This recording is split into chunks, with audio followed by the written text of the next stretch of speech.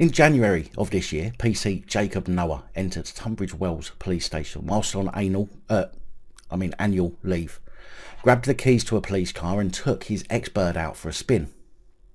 Well, Noah should have known that his actions would come back to bite him on the butt, as he has now just faced his accelerated misconduct hearing. The misconduct hearing heard how the vehicle was taken without the consent of Kent Police, and PC Noah wasn't wearing uniform at the time. Noah had accessed the police station and cars using his access codes, which are monitored. He then drove the car around, picking up a female friend who he had previously had a relationship with, and drove her around. Classy. Noah was found guilty of gross misconduct at a hearing on March the 31st for these actions. Explaining the decision, Chief Constable Alan Pewsley said the facts are overwhelming, both in admissions from Mr. Noah and independently supported through the investigation. There is no doubt that Mr. Noah took the police car from Tunbridge Wells police station as described. He was not at work or indeed on duty in any capacity. He drove the vehicle without appropriate consent, breaking the law, remember that bit, breaking the law, rules and regulations, and exhibiting extremely poor judgment and behaviour. He had no permission to do this, and therefore drove without any insurance.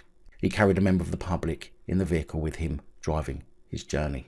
All of this is completely unacceptable. My finding is clear and obvious. It is one of gross misconduct. As you would expect, Noah was suspended once the investigation started, but soon after resigned before being able to be sacked. A police spokesperson said, in this instance, prompt disciplinary proceedings and the officer leaving the force was in the public's best interests, rather than a lengthy suspension whilst a criminal case was pursued, which is unlikely to have resulted in a custodial sentence. In other words, they have simply let him get away with it without any sanctions, without any punishment, driving with no insurance, theft of the vehicle, as in taken without the owner's consent, TWOC, which you or I would be in court over, even if that's not a custodial sentence. So why the fucking hell they haven't put him through the ringer the same as they would do to us, I do not know. But I suppose this is what happens when you wear one of the gang colours. You get preferential treatment.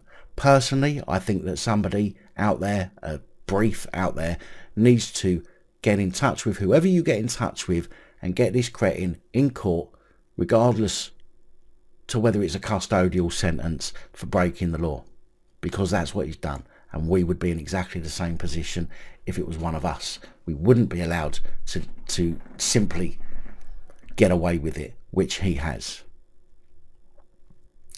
Sorry for that rant. Big thank you to channel supporters, one and all, especially these guys. Your support is truly appreciated. Don't forget to like, share, comment and subscribe. Let me know your thoughts, as I know many of you will. And until next time, stay safe, look after each other, film the police and other officials.